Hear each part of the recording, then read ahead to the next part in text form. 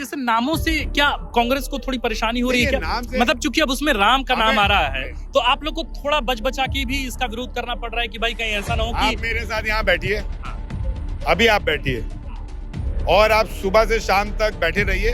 मैं जय श्री राम बोलने के लिए तैयार हूं। जितने बार बोलिएगा उतने बार मैं जय श्री राम बोलूंगा। आप बोलिएगा बस मैं जय श्री राम बोलूं, मैं इसी मंच पर जय श्री राम बोलूंगा। ये कौन सी योजना लेकर आई हैं आप? राजीव गांधी विद्युतीकरण योजना, नाम बदल दिया गया, दीनदयाल उपाध्याय कर दिया गया।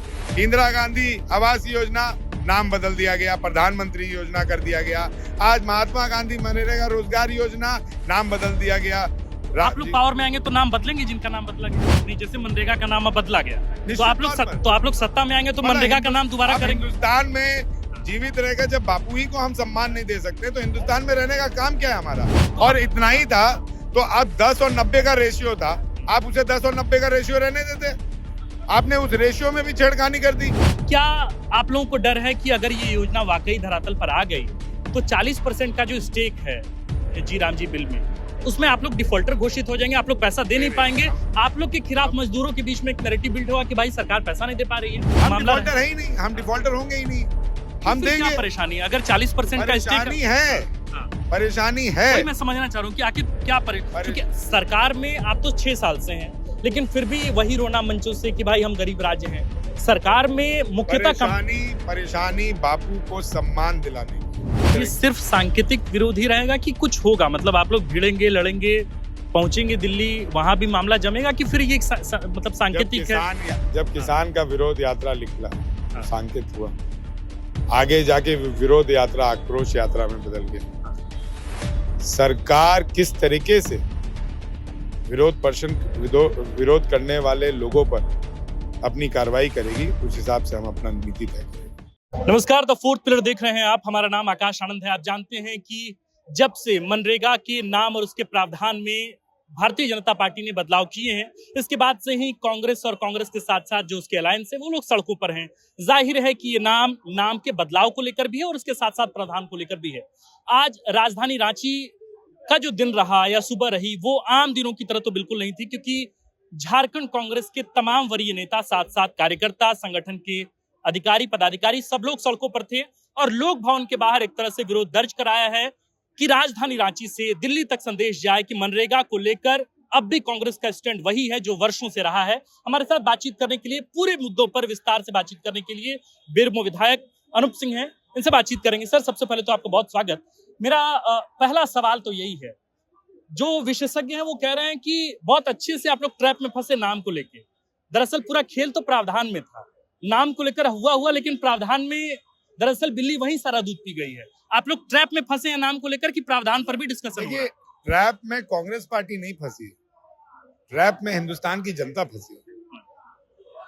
ये जब डरते हैं तो भगवान राम को आगे करते हैं, जब इन्हें अपनी फायदा इनको पहुंचानी होती है तो भगवान राम को आगे करते हैं, जब इनको उद्योगपतियों को फायदा पहुंचाना होता है तब ये भगवान राम को आगे करते हैं। मुद्दे को सदन में नहीं पहुंचने के लिए भगवान को आगे करते हैं। जब ये जहां फंसते हैं भगवान राम का नाम ये उपयोग में लाते हैं। बात यहाँ पर भगवान राम की नहीं है।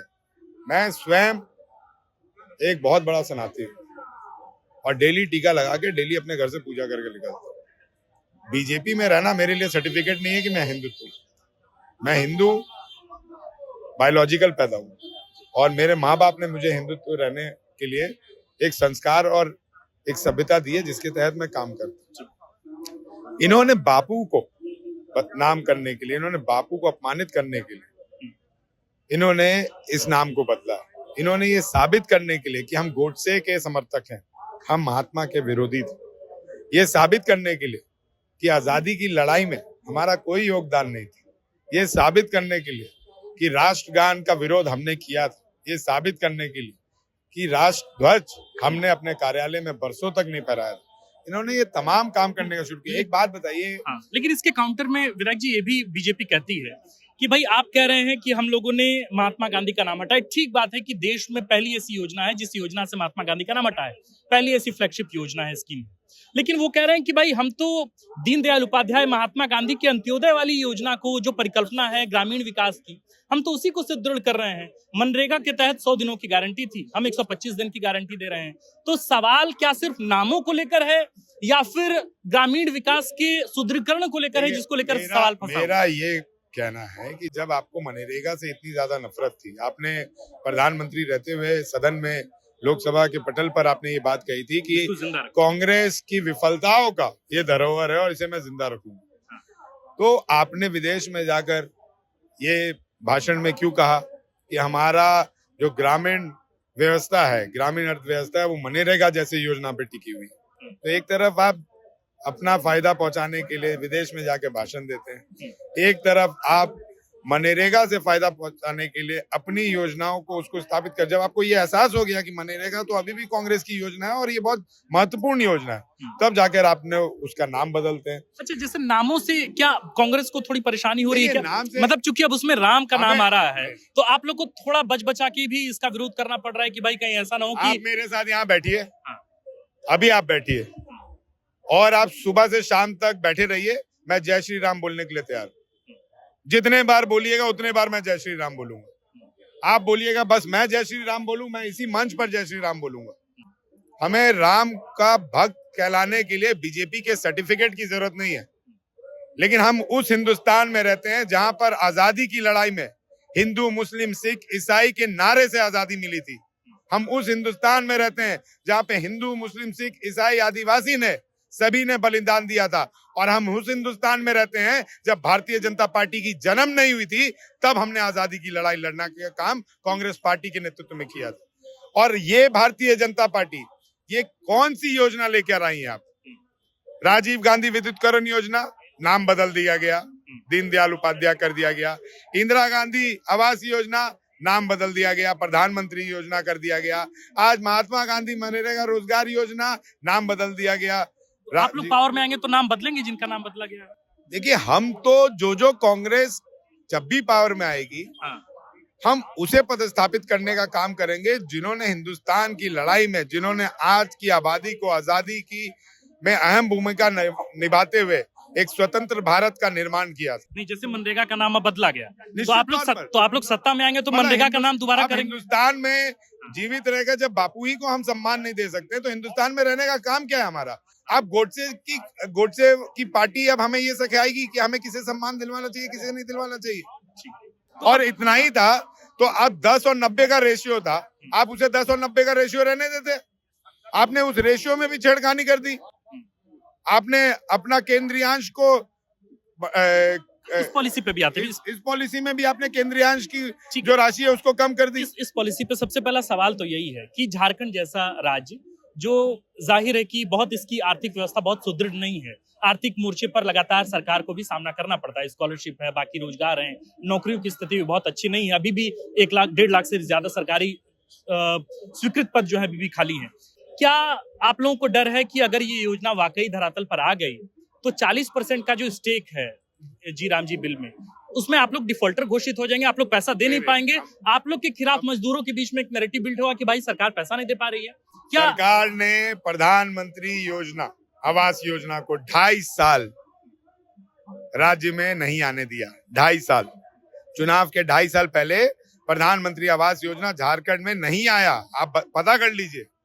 लेकिन हमारे मुख्यमंत्री जी ने उससे बड़ी राशि अबुआ आवास योजना को लागू करके साबित किया कि हम जनता को देखने वाली सरकार है। नहीं, वो ठीक है, लेकिन डिफॉल्टर वाला हम डिफॉल्टर है ही नहीं, हम डिफॉल्टर होंगे ही नहीं। हम देंगे। क्या परेशानी है अगर 40% का स्टेक है? परेशानी है, मैं समझना चाह रहा हूँ कि आखिर क्या क्योंकि सरकार में आप तो 6 साल से हैं, लेकिन फिर भी वही रोना मंचों से कि भाई हम गरीब राज्य हैं।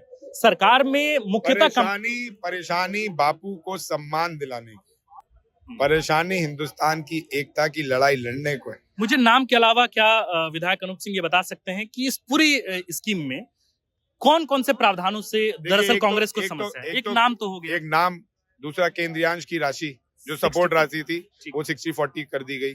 जो हमारा रोजगार था, जो 100% 100 दिन का रोजगार देना था, उसको ये बोलते हैं कि 125 दिन देंगे, लेकिन इनके कार्यकाल में, पिछले 14 साल के कार्यकाल में अगर आप रेशियो उठाइए तो 45 दिन का भी रोजगार ही नहीं दे पाए। लेकिन वो तो कहते हैं कि सबसे ज्यादा बजट हमने, कांग्रेस से ज्यादा बजट हमने मनरेगा में दिया ना, लेकिन रघुवर दास की सरकार ने घोटाला कब हुआ? मनरेगा घोटाला, आप पत्रकार हैं यहाँ पे, बहुत सक्रिय पत्रकार है, किसके समय में मनरेगा घोटाला हुआ? गलती हुई तभी तो हेमंत सोरेन मुख्यमंत्री बन के आए। गलती हुई तो इसीलिए तो हेमंत सोरेन ने एसीबी का जांच भी बैठाया। इसको मनरेगा को सीबीआई जांच भी तो करना चाहिए था, वो क्यों नहीं हुआ फिर केंद्र सरकार से? हेमंत सोरेन ने तो एसीबी का जांच बैठाया, आपने क्यों नहीं सीबीआई का जांच बैठाया? तो ये तमाम चीजें हैं जो कहीं ना कहीं, एक नाम, दूसरा 60-40, तीसरा आपको जो हक है, जो ग्रामीणों को हक मिला, जो वो अपना रोजगार मांग सकता था, अब इसमें आप मांग ही नहीं सकते। आप मांग ही नहीं सकते हैं। कोई भी आइडेंटिफिकेशन ऑफ द वर्कर का प्रावधान जितना भी था उसको आपने हटा दिया, बीपीएल धारी को हटा दिया आपने कोई भी जो लाल कार्ड पीला कार्ड जो लोग इसमें जुड़े हुए थे उसको आपने हटाते हुए सामान्य मजदूरों को आपने कर दिया। तब तो आप किसी को भी ला सकते हैं, जिसके घर में फ्रिज टीवी होगा उसे भी आप लाकर बोलिएगा कि हम मनरेगा चालू करवा रहे हैं। तब तो आप कांग्रेस पार्टी और भारतीय जनता पार्टी और झारखंड मुक्ति मोर्चा पार्टी और राजद पार्टी के समर्थकों को आप चयन करिएगा और वहां पे भारतीय जनता पार्टी का जो होगा उसको आप काम दीजिएगा। अच्छा, इस बात का भी डर है? इस बात का डर है कि गरीबों को काम नहीं मिलेगा। इस बात का डर है कि जिस तरीके से लेबर एक्ट में बदलाव किया गया, 3 लेबर कोड लागू करके आप कोई धरना प्रदर्शन वहां नहीं दे सकते हैं। आप अगर धरना दीजिएगा तो आपका सैलरी कटेगा। आप अगर 25% से नीचे हैं आपकी मेंबरशिप तो आपको मान्यता नहीं मिलेगी। तो लेबर एक्ट में भी तो बदलाव कर दिया। सीएम साहब ने सैद्धांतिक सहमति तो इस पूरे मामले पर आप लोगों के साथ जताई है, लेकिन क्या सड़कों पर भी खुद मुख्यमंत्री हेमंत सोरेन भी रहेंगे, जेएमएम भी रहेगी और एक साझा कार्यक्रम के तहत? आप देखिए अभी तो पार्टी अपनी अपनी कार्यक्रम करती है, अपने पेशा का भी देखा। झारखंड मुक्ति मोर्चा ने भी कार्यक्रम किया, स्वागत किया, कांग्रेस पार्टी ने भी स्वागत किया। उसी तरह मनरेगा में भी झारखंड मुक्ति मोर्चा अपना सहयोग देगी, निश्चित तौर पर देगी। और जिस दिन सीएम साहब ये विरोध के लिए सबको एक होने बोलेंगे, आपको विधानसभा के पटल पर, विधानसभा के बाहर और धरने के माध्यम से गवर्नर हाउस का हम लोग आगे भी घेराव करेंगे। ये सिर्फ सांकेतिक विरोध ही रहेगा कि कुछ होगा? मतलब आप लोग भिड़ेंगे, लड़ेंगे, पहुंचेंगे दिल्ली, वहां भी मामला जमेगा कि फिर ये मतलब सांकेतिक है? जब किसान का विरोध यात्रा निकला तो सांकेत हुआ, आगे जाके विरोध यात्रा आक्रोश यात्रा में बदल गया।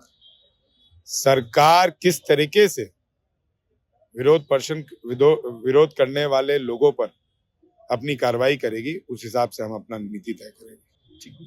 ये थे हमारे साथ बातचीत करने के लिए विधायक अनूप सिंह। तमाम लोगों के अपने अपने पक्ष हैं, कांग्रेस के अपने पक्ष हैं, जेएमएम का भी ठीक ठाक लगभग यही स्टैंड है। अब देखना ये होगा कि आखिरकार इन विरोध प्रदर्शनों से बदलता क्या है।